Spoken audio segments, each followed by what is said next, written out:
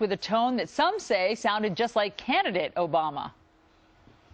America should be in a race to the top, and I believe we can win that race. We have been and always will be one nation, under God, indivisible, with liberty and justice for all, a nation with responsibilities to ourselves and with responsibilities to one another.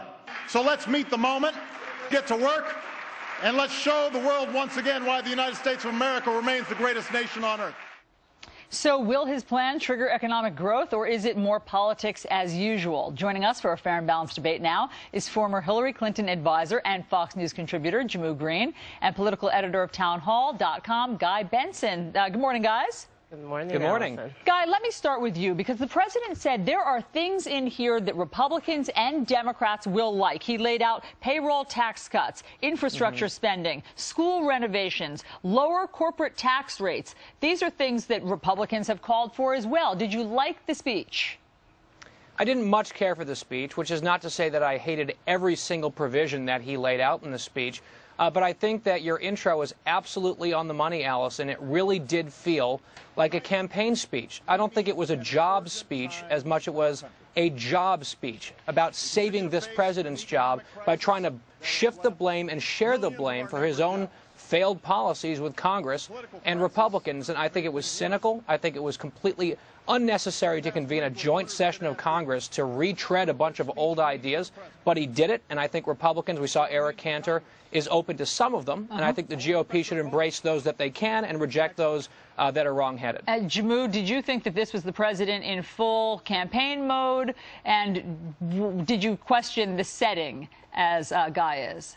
I don't think it's about him being in campaign mode. I think it's about him challenging Congress to act now, and that there is a real sense of urgency coming from him, I think is important. But it's really not about what I think or what Guy thinks. I think we should look at how independents have reacted to this. And there was one of those like push-style surveys done by Hart Research where people in Eric Cantor's district who went into this speech not supporting Obama came out really strongly supporting him because of the proposals he put on the table about infrastructure and modernizing our schools and cutting the payroll tax and really addressing the jobs crisis in a way that Congress unfortunately hasn't been acting on in the past year.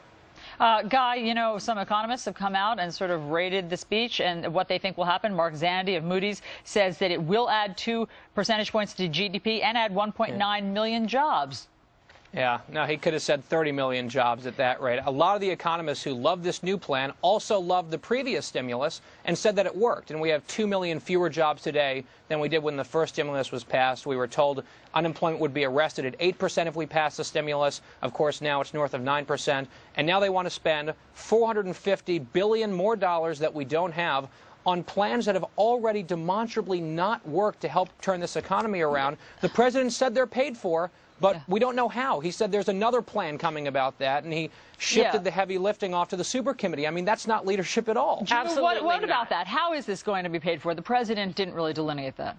Well, can I first address Guy's point about the original stimulus? Because I think it's way past time that folks stop lying about the stimulus, that it worked. Wow. It absolutely worked. And it's been a Republican talking point to totally ignore the fact that without the stimulus, we would have fallen off a cliff and have been back into something greater than the Great Depression. And it saved millions of jobs and created millions of jobs. But having said that, that is the reality. And the fact that the president has now put this plan on the table that builds off of some of the most effective parts of the stimulus, and all of it being paid for by closing tax loopholes. And lots of people are calling it a second stimulus, which I know that lots of Democrats believe we need, although it didn't live up to the president's billing.